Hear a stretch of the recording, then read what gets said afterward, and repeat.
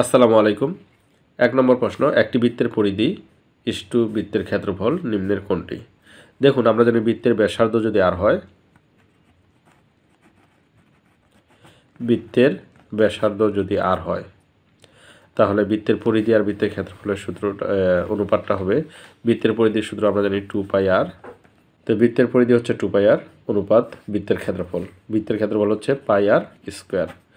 দেখুন, পায়ার দ্বারা দুইটাকে ভাগ করা যায়, তাহলে 2πrকে যদি পায়ার দ্বারা ভাগ করি তাহলে শুধু 2 থাকবে শুধু 2 ইকুয়াল, তাহলে 2 থাকতেছে, আর পাই ক্যান্সেল, আর স্কোয়ার থেকে আর ক্যান্সেল করলে থাকবে আর, তাহলে 2:r। তাহলে অ্যান্সার হবে ক।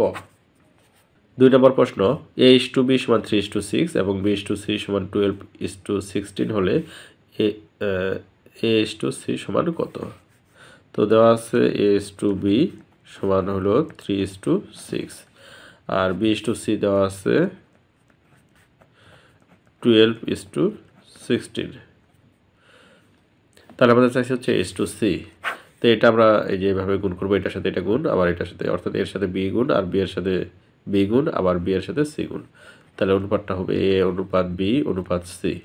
ঠিক সেম নিয়ম, এটার সাথে এটা গুণ হবে আগে, 3 × 36 তারপরে 12 দ্বারা 6কে গুণ হবে, 6 × 72 এবার 6 দ্বারা 16কে 6 16 96। তাহলে আমাদের হচ্ছে a:c। অতএব a:c সমান, এর মান হলো 36 c এর মান হচ্ছে 96। তো 6 দ্বারা ভাগ করা যায় দুটাকে, 6 দ্বারা 36কে ভাগ করলে 6 6 36, আর 6 দ্বারা 96কে ভাগ করলে 6 16 হয় 96। তাহলে 6:16। তাহলে অ্যান্সার হবে ক। 3 নম্বর প্রশ্ন, একটি সংখ্যার দ্বিগুণের সাথে 3 গুণ যোগ করলে 2 হয়, সংখ্যাটি কত? তো মনে করে নিব সংখ্যাটি x ধরে নিলাম। তাহলে প্রশ্ন মতে হবে কি, দ্বিগুণের সাথে 3 গুণ যোগ, তাহলে x এর দ্বিগুণ হবে 2x প্লাস হবে 3x, মানে 3 গুণ যোগ করতে বলছে, তাহলে 3x। যেহেতু যোগ করতে বলছে এই জন্য 2x প্লাস আর 3x কী হবে, যোগ হবে, ইকুয়াল কত হবে, 2 হবে। তাহলে 2টা x আর 3টা x হচ্ছে 5টা x, ইকুয়াল হচ্ছে 2, বা x ইকুয়াল কি, ওপরে 2, 5 গুণ আছে এই পাশে আসে ভাগ। তাহলে 2কে 5 দ্বারা ভাগ করবো, এখন 5 দ্বারা ভাগ করবো, 2কে ভাগ যাবে না, তাহলে দশমিক দিব, দশমিক দেওয়ার ফলে এখানে একটা শূন্য আসবে। তাহলে 5 দ্বারা 20কে ভাগ করলে 5 4 20, তাহলে 20 থেকে 20 যোগ করলে 0, তাহলে 0.4, অর্থাৎ হবে এটা 0.4 আর 0.40, একই কথা। তাহলে অ্যান্সার ক। 4 নম্বর প্রশ্ন, a + b = √16 এবং a - b = √9 হলে 4ab এর মান কত?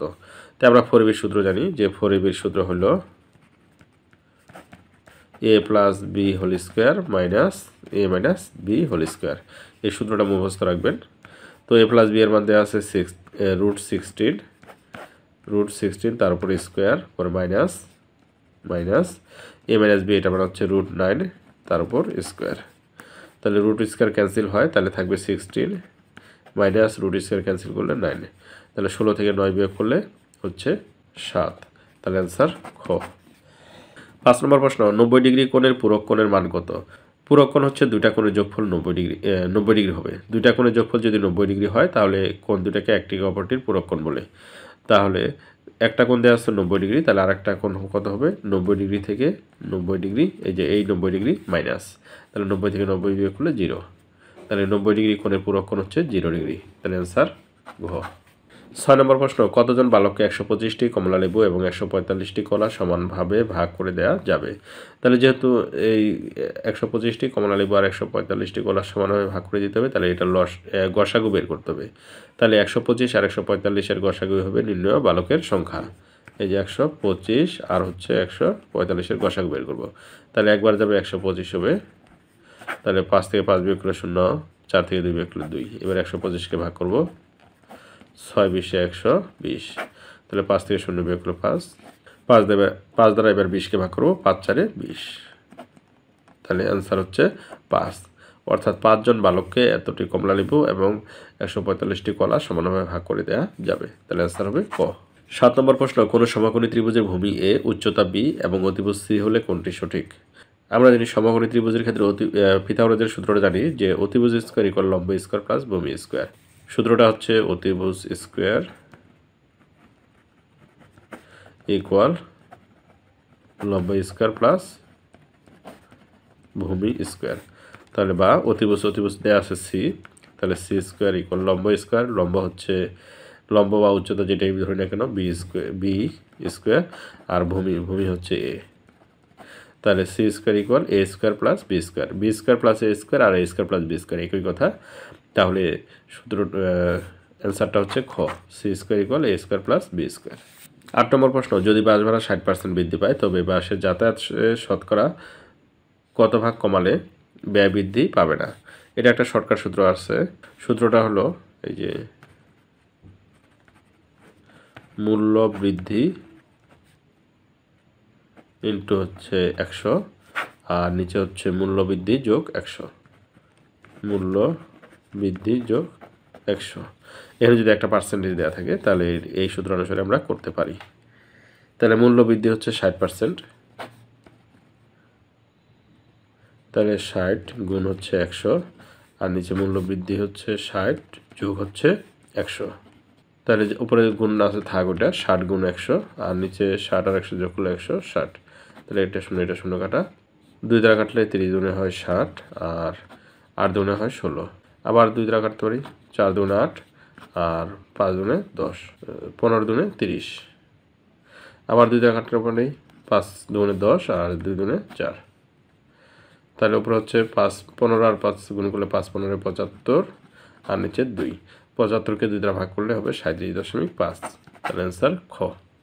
9 নম্বর প্রশ্ন, 60 কোন সংখ্যার 80%? তো মনে করি এক্স এর 80% সমান হচ্ছে 60। তাহলে এক্স এর 80% অর্থাৎ উপরে 80 নিচে 100 সমান হচ্ছে 60, বা এক্স কী হবে 60 গুণ 100 উপরে চলে যাবে আর 80 নিচে। এই শূন্য কাটা, 2 দ্বারা কাটলে 3 দুনে 6 আর 4 দুগুণে 8, 4 দ্বারা আবার 100কে ভাগ করলে 4 25 100, তাহলে 3 25 হচ্ছে 75। তাহলে অ্যান্সার হচ্ছে গ 75। 10 নম্বর প্রশ্ন, 1 কুইন্টাল চালের দাম 2000 টাকা, প্রতি কেজি 5 টাকা করে বাড়লে বর্তমানে 1 কুইন্টাল চালের দাম কত? তো আমাদের জানতে হবে যে 1 কুইন্টাল সমান হচ্ছে 100 কেজি, অর্থাৎ 100 কেজি সমান 1 কুইন্টাল। তাহলে 1 কুইন্টাল চালের দাম 2000 টাকা, অর্থাৎ 100 কেজি চালের দাম হচ্ছে 2000 টাকা। তো অতএব 1 কেজি চালের দাম, তাহলে 2000কে 100 দ্বারা ভাগ, উপরে 2000 আর নিচে হচ্ছে 100, দুইটা শূন্য কাটা, তাহলে 20 টাকা। 1 কেজি চালের দাম 20 টাকা। এখন কেজি প্রতি 5 টাকা বাড়লে তাহলে 1 কেজি চালের দাম কত হবে? তখন 1 কেজি চালের দাম হবে 5 টাকা করে বাড়বে, তাহলে 20 আর 5 যোগ হয়ে যাবে 25। তখন বলছে 1 কুইন্টাল চালের দাম কত? তাহলে এখন 1 কেজির জন্য 5 টাকা বাড়লে 1 কেজি চালের দাম হলো 25 টাকা। তাহলে অতএব 1 কুইন্টাল চালের দাম অর্থাৎ 100 কেজি চালের দাম, তাহলে 100 কেজি চালের দাম কী হবে? 25-এর সাথে 100 গুণ হবে, তাহলে 25 আর 100 গুণ করলে 2500। তাহলে অ্যান্সার হবে গ 2500 টাকা। তো ধন্যবাদ সবাইকে সাথে থাকার জন্য।